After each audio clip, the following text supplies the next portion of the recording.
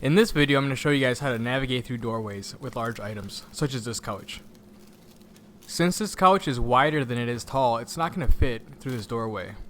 So what we're going to have to do is we're going to have to flip this couch sideways so it fits through this doorway. So let's go ahead and flip it.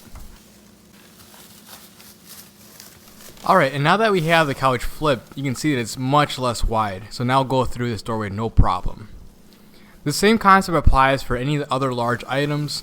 That's why measuring doorways and items is so important, because it's better to know whether or not the item will fit through the door before you get to it.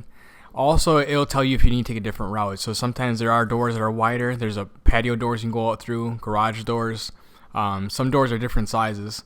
So it's always great to measure before you actually get to the doorway and realize it's not going to fit.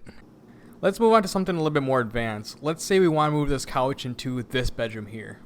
As you can see, there's really not too much wiggle room. It's a pretty tight space, but I'm going to show you guys the tips and tricks to easily navigate through tight spaces and doorways like this one. Before I teach you guys how to do this, let me show you what it looks like. So we're going to stand this couch up and then slide it down the hallway using a moving blanket.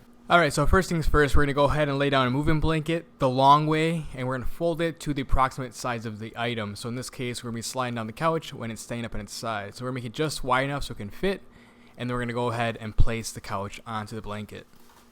Alright, so here's a side view of what this looks like. So one person will be sliding the item while the other person balances, making sure it doesn't hit anything or it doesn't fall over.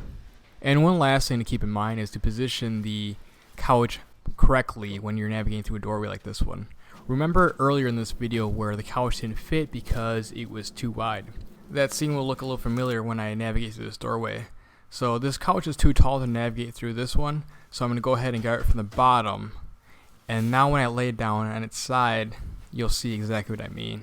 So earlier in the scene it didn't fit because it was too wide, so we flipped it on its side just like this to let it fit through. So that's one thing you want to keep in mind when you're navigating through doorways. When you stand up an item such as this couch, is to position it so it's sideways and it fits through.